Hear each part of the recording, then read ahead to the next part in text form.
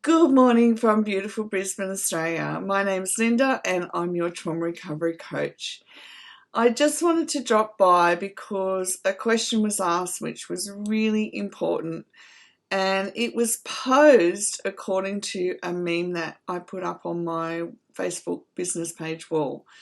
The meme says, if you want to forget something or someone, never hate it, or never hate him or her. Everything and everyone that you hate is engraved upon your heart. If you want to let go of something, if you want to forget, you cannot hate. Now, when I first put this up, let me just grab it, see if I can put it on the screen for you. Okay.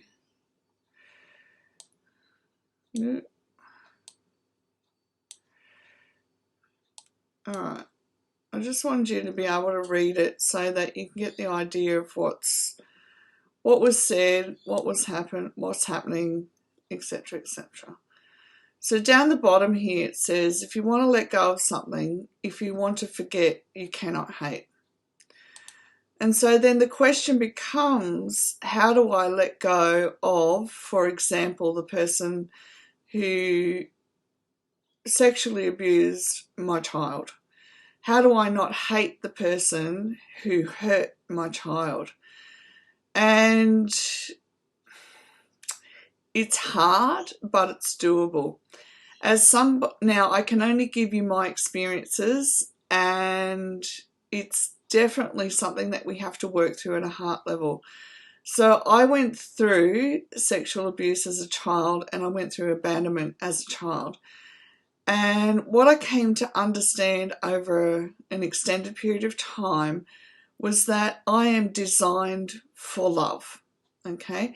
So carrying around hatred, anger, bitterness, frustration, all the emotional stuff that comes with the process of recovery to remission for sexual abuse involved me being willing to say, I'm here to love.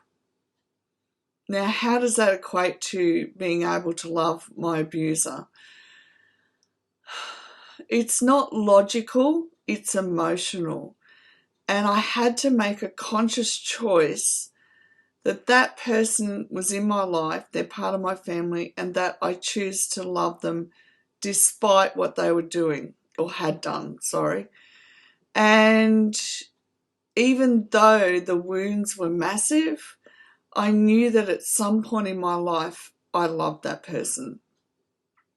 And I just chose to go from there. I don't have to agree with what they did. I don't have to agree with how they treated me, or other people that I'm aware of as well.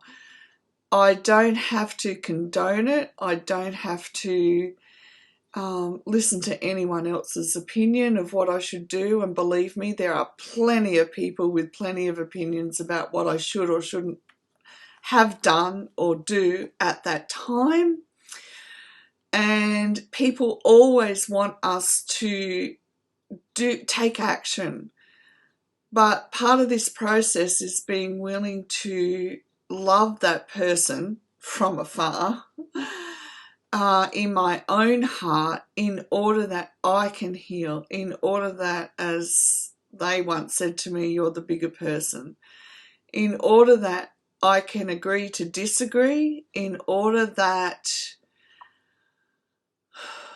I know that it's not up to me to take charge of, it's not of making sure they get paid back for what they did.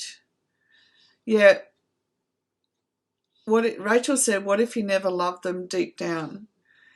We do.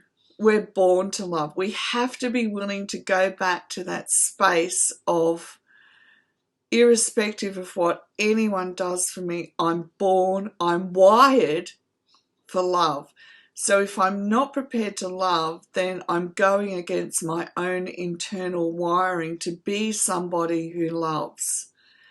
Again, we don't have to agree with what they did. We don't have to, we certainly don't have to put up with mistreatment ever again.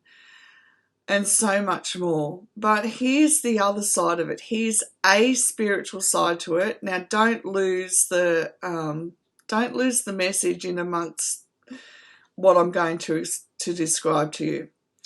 I once heard that the Hebrew way of looking at forgiveness was this: that when somebody caused me heartache, hurt me, they did real damage, they owed me. So if we want to go back to being children, that's exactly how we feel as a child, as a young person, that, we get angry at someone and we believe they owe us, and we know that because we want them to pay us. We want payback for what they've done to us. I mean, we have to be willing to be raw and real that I think you should pay me damages for what you did to me.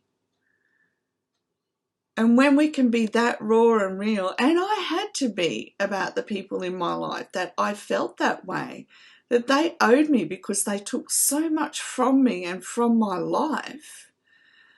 But when I was able to, well, for me, grow up and admit that that's how I felt, it was then that I was able to feel the deep pull of love within my heart.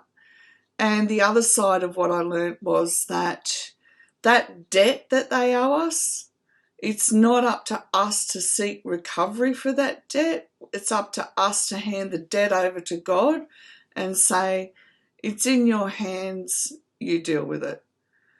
Now for me, that was a really simplistic and easy way to, one, admit that I believed they owed me. I mean, they took my whole childhood from me. That's how I felt at the time. It was like, you owe me. Look what you've done to me. But can you see how just in those words alone, that if I kept carrying that around, I'm carrying around what they did to me. And I tell you what, when I got to a certain age, I refused to carry that anymore. I was just like, damn it, why should I put up with this when, they already stole my childhood from me? Yeah, Ali says, I live with it knowing he will be judged not in this world but in the next. But Ali, we don't know. It could be in this life. We don't know. That's part of giving up the debt to God, is that we don't know when that happens. God's God. It could be any time, And I think this is where we as humans get caught up too much in the humanity of it all, is that this is a far deeper process than even just the heart level. This goes from our heart down into our spirit, down into the pure spirit within us. And and this is why we have to be willing to hand the debt over and go, okay, they don't get to take another day of my life. They don't get that. I don't want them to have another moment where I don't live my life without feeling pure love and joy, irrespective of what they did to me. Now, the psychological side of this is when we think on the negative, it gets bigger and bigger and bigger, and we become run down and unwell. But if I'm prepared to go to that depth and say, no matter what, I'm going to pursue that my life and my heart in deepest places is going to only know love, irrespective of my past and my childhood, then that is what's going to be magnified, not just at a heart level, but at the neurobiological level as well.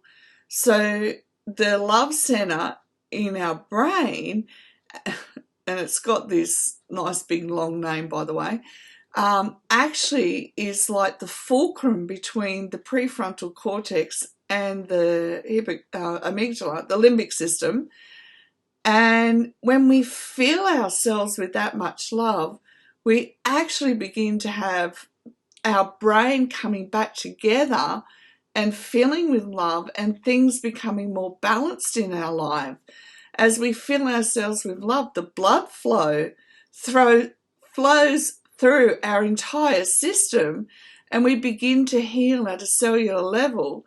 So then the question becomes, what do I want?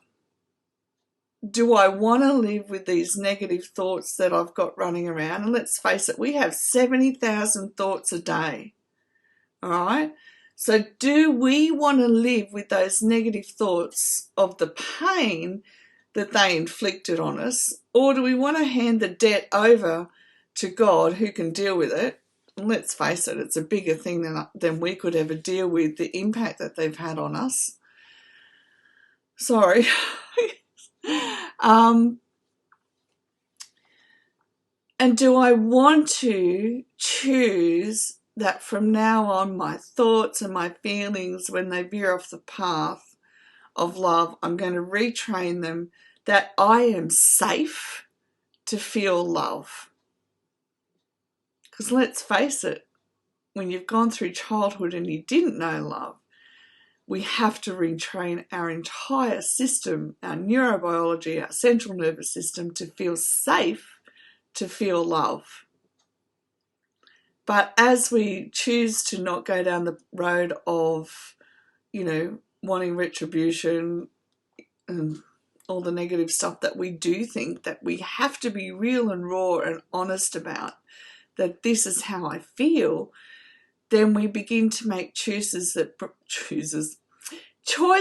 that bring abundance of love back into our entire system, and we can have and experience regeneration right down to a cellular level, okay?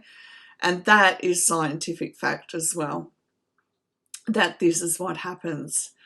So how can you love somebody who did that to your child? Mentally, we wouldn't ever, because logically it doesn't make sense. But when we live more deeply in our life and we choose to live from that place of deep love, then we will know peace. We will know that no matter what, the outcome will be just as it needs to be, and it's not up to us in our humanness to try and take charge of that outcome. And when I say that, I'm not saying don't go and seek, don't not go and do the legal process. If that's what you need to do, then do it. Absolutely. But internally, this is a process that we need to choose for ourselves so that we don't make ourselves sick by carrying around anything that's less than love. Is it work? Absolutely. It took me over 10 years to reach a space, because there was so much going on as well. Over 10 years to reach that space where I knew that I could reach out to that person, I could talk to them, I didn't want to see them, and I knew that they believed that somebody else had filled my head with, rubbish, and that's okay. That's their belief, and I have no issue with that. But when they, and so we just used to catch up and chit-chat on Facebook Messenger. But in the end, I said to them, look, I'm never not going to speak about what happened to me. And they got ticked off, and I went, right, if you can't talk this out as an adult, I'm not interested. I've got better things to do with my time. And that was the end of it for me. And that will be the end of it for me for forever, as far as I know, because I won't be treated with such disrespect anymore. And that's what loving ourselves does ultimately too, is we say, I won't be treated with this disrespect. So I hope that's helped answer your question. And it is a process. Journal as much as you need to. Like, journal out the real raw stuff of this is how I'm feeling, in order that you can then begin to turn it around and say, yes, this is how I'm feeling. Yes, this is what happened. I'm choosing to hand it over.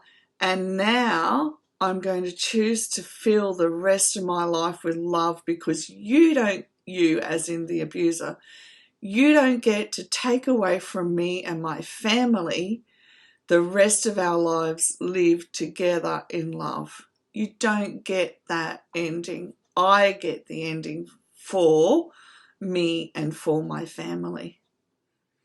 You're welcome. I hope this helps, lovely, and I do understand how hard it is to go through this, but it is worth the time and the effort in order that you're free. You're free to get on with your life, and you're free to love and not carry around a weight in our heart that isn't ours to carry. Okay? All right. Yeah, that's right, Holly. That's exactly right. Be true to yourself, irrespective of what anybody else thinks about any part of your life. Be true to yourself, because then life becomes a joy, and all those people who don't love and accept others unconditionally, they fall away.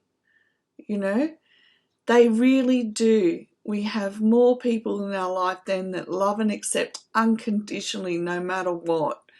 Through all our crazy times too. And it's a much better, healthier way of life. Okay? All right. I love you all dearly. I will see you again tomorrow. And tomorrow, we're actually going to do a session on nightmares, because it is absolutely vital to have the information and understanding to break free of our nightmares when we wake up, so that we don't carry them all day with us. Okay. Love you all heaps. Thanks for joining in, and I'll see you in the morning. Bye for now.